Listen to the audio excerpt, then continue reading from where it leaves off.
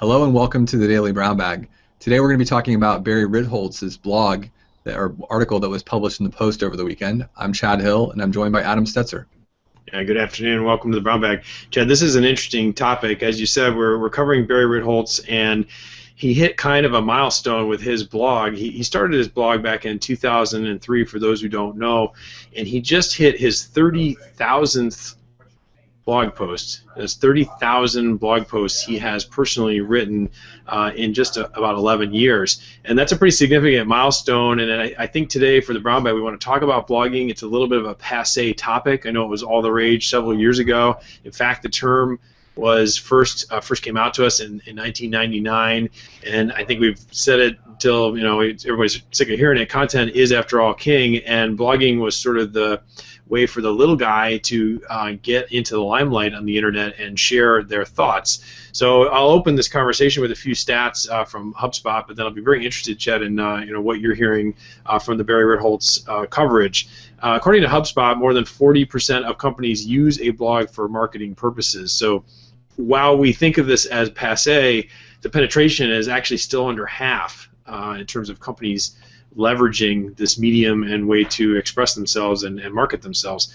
But 92% of companies who blog several times a day acquired a customer through that blog in the recent past. So it does seem to have quite a bit of success. And of course, on the SEO side, we're always talking about, with our SEO reseller community, why blogs are favored by Google, why this form of content sharing can really help your rankings. But today, again, the big story is that Barry hit 30,000 blog posts, and want to digest that a little bit because that's quite a bit of prolific writing, and what we think the news story here is today, Chad.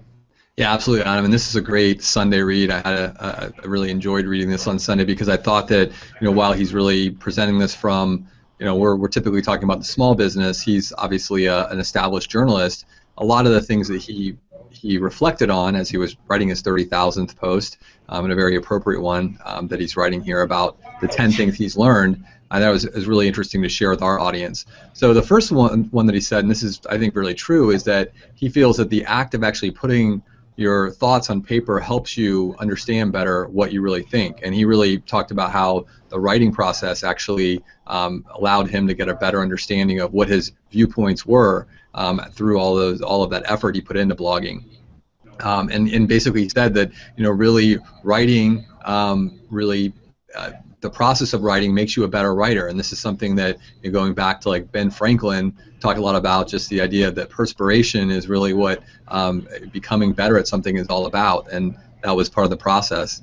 He also talked about how blogs have become a mainstream part of the way publications, mainstream media, that when he started blogging, a lot of times journalists would actually lift information without attribution from blogs because they weren't viewed as as legitimate as a traditional article. So pretty interesting that we've come so far on that. But this one was really interesting. His fifth point was that he really worked on perfecting the formula for a blog, and we've talked about this in this Brown Bag before. The three things he uses are he puts together creative thought leadership posts. That's one type of post that he writes. The other one is a criticism post, which we all know people love criticism, but he'd find something and have a contrarian view to whatever maybe was written. And then the third one was a curation type of post where he would pull together interesting information from multiple sources and curate that. So his formula for these 11 years and these 30,000 posts was really sticking to that, and it worked for him. A couple other points here.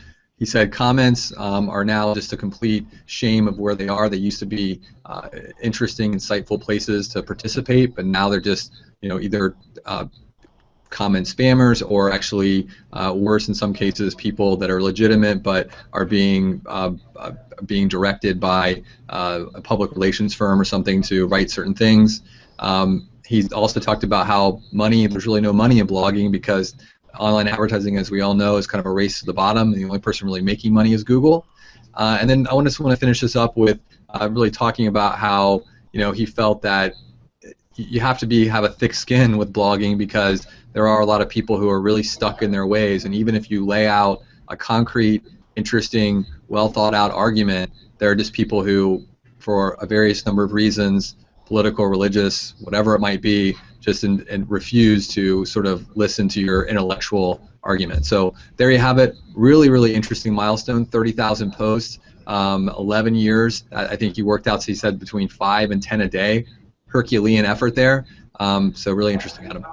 Yeah, fascinating. And you know, Chad, we've talked about this numerous times over our 6 years together in the SEO reseller space. I certainly agree with this idea that your thinking is sharpened by the act of writing, and we're always urging small business owners to try this themselves. And it's a paradox, Chad, because we know how busy they are. We're trying to call them. We're trying to get information for press releases. We know the pressures they're under. They're getting called from customers. A lot of them are very close to the edge. Yet if they would just carve out just an hour, even once a month or every other week, to really go in depth and push themselves on some critical thinking in their field, it will be transformative and it will help their business. We've seen this ourselves, Chad, when we push ourselves to do it, and no one ever wants to do it. You and I have talked about it in relation to my Search Engine Watch post. It absolutely sharpens your thinking, clarifies your position. You're writing about something you're passionate about. There's no way that can't help your business, because it will move you forward. So yeah, a lot of good coverage here today for why blogging, which in a lot of ways seems like a passé topic, is not dead at all. The headline, of course, is Barry Ritholtz and his 30,000th post, but the undercurrent here is that small businesses should still very much be engaged in their business and their online presence, and blogging is not at all dead, should be part of what they're doing on a regular basis. Well, that's our coverage for today. We hope you enjoyed the Brown Bag. We'd love to hear your comments, and even more, we'd ask that you subscribe. We'll see you again soon.